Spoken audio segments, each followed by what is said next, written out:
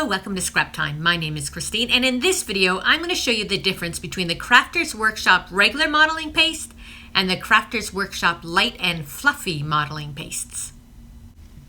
The Crafters Workshop has released a bunch of different mediums to work with their templates, and today I'm just going to show you the difference between the regular modeling paste, which they call nice and thick, and the light and fluffy modeling pastes. So I'll start just by opening it, and straight off you should be able to see the difference. This one here, you can see, is nice and thick, just like it says. It's a smoother, thicker modeling paste. Whereas this one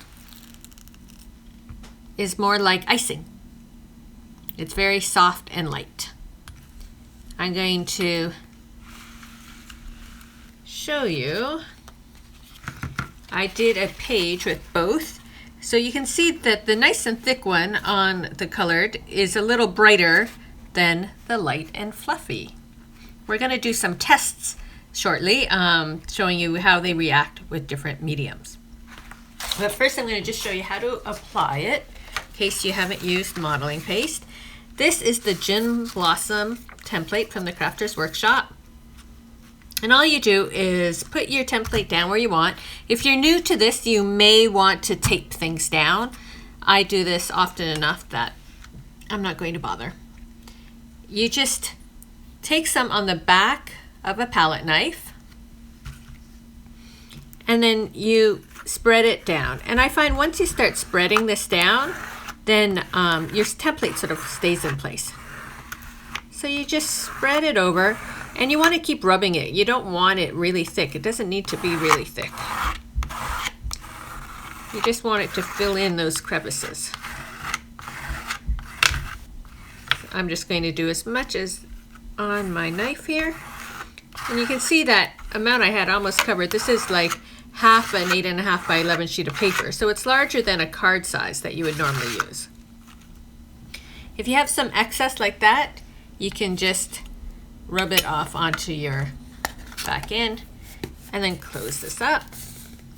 I'm going to close up my other modeling paste.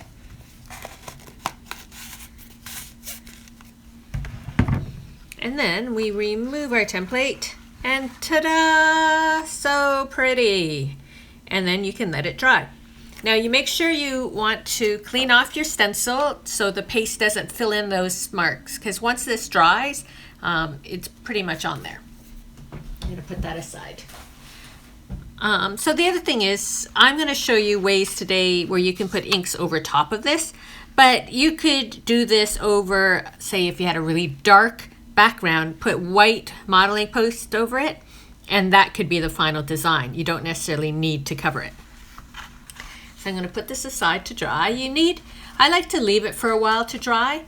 And then if you haven't used modeling paste, I just want to see if you can see, it gives you this nice texture over top of your project.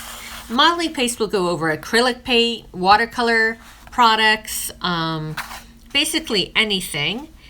That's the other great thing about it. And you don't have to use it with the stencil. You can use it just straight on. There's so many techniques. I'm just showing you the stencil version today.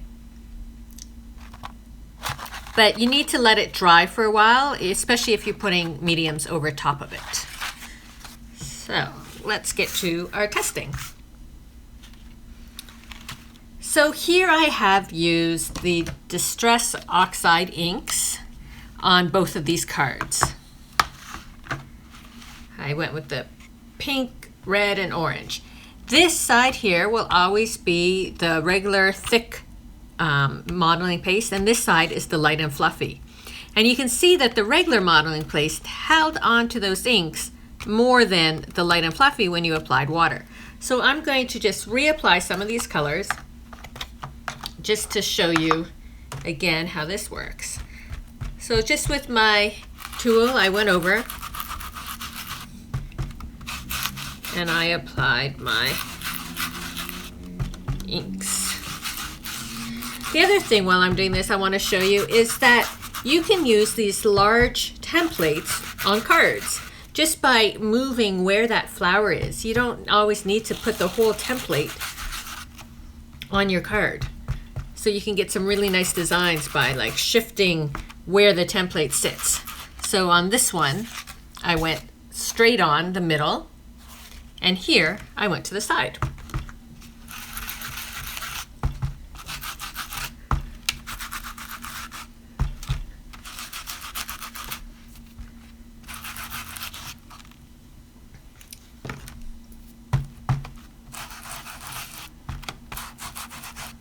So I'm just quickly trying to get ink over all this so it's there when I apply my water. This one's easier to see where I need to apply ink because it was light.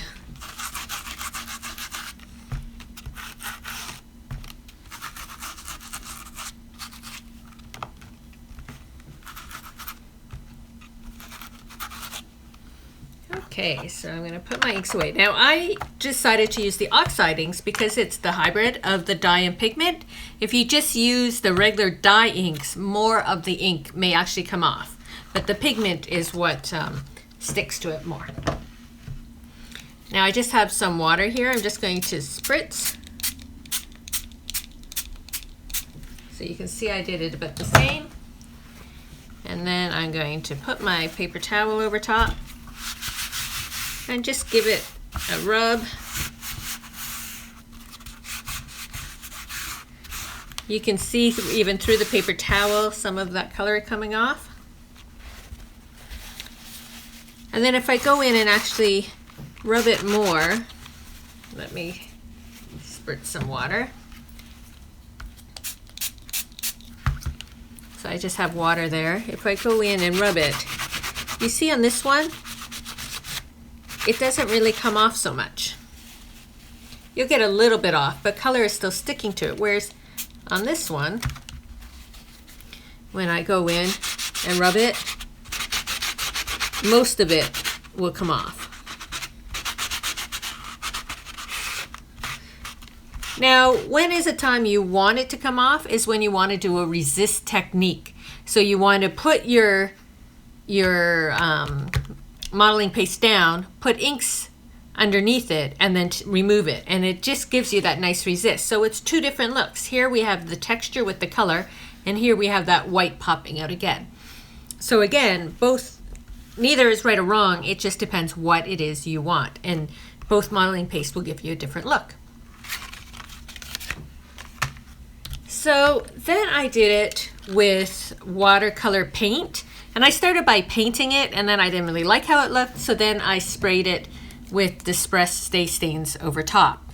And you'll see it's the similar result, where this one absorbed the color, and this one, the color was removed from the paste. So I have another sample. Oh, and here I put the flower in that top quadrant of the card, just to give you another look. So we're going to quickly do that technique.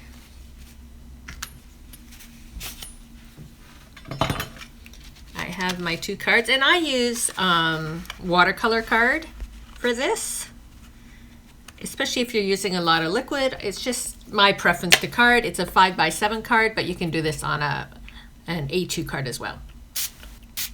So this is Mermaid Lagoon.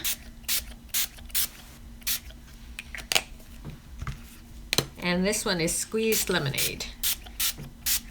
I like these two colors together. I think they look really pretty.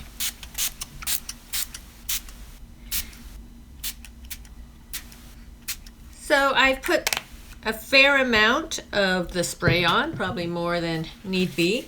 And now I need to dry them a bit. I don't want to just remove it right away. I want to dry it.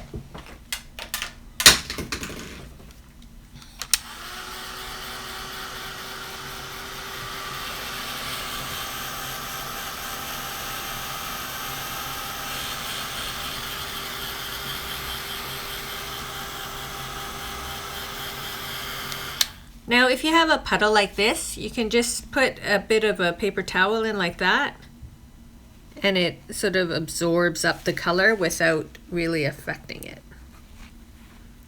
It's just a good way to get that puddling off.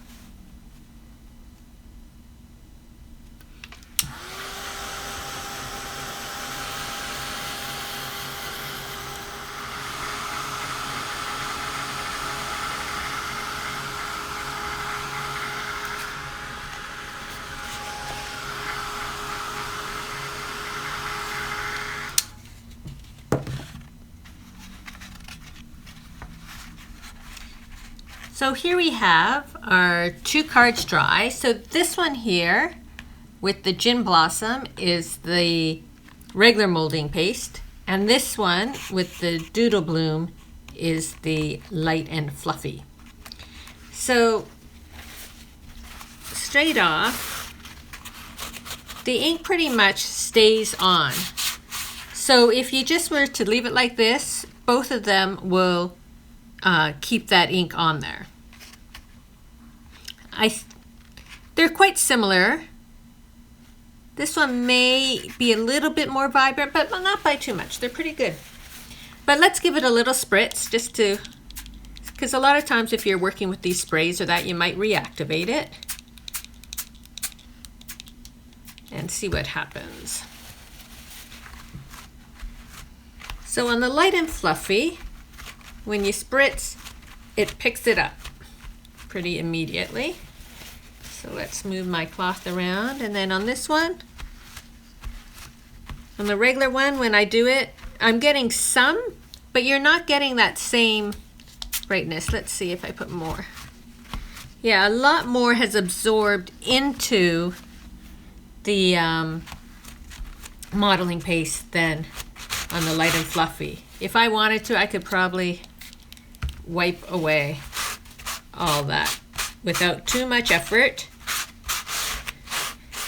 But again, it's a look, if you want that white to come up, because now you can see a lot more of this design. When you take away some of the color, it pops up, whereas on this one, it blends in. Yeah, and here it has absorbed in. So there is the test. So let me get my, so the regular modeling paste, nice and thick, really absorbs the colors into the paste. So I'm using water-based products. Now I wanted to say if you use acrylic paint, it'll go over either of these and stay there, because acrylic paint is acrylic, it's not water-based, so it will go over these. That's why I wanted to just show you the test with water-based products. And then the light and fluffy modeling paste is the one that will resist the water-based products more. So hopefully that gives you some insight when you're deciding which modeling paste works best for your designs. Thanks for watching. Be sure to give our video a thumbs up and subscribe to Scrap Time videos on YouTube. In the meantime, here are a couple other videos you might be interested in watching. See you next time. Bye-bye.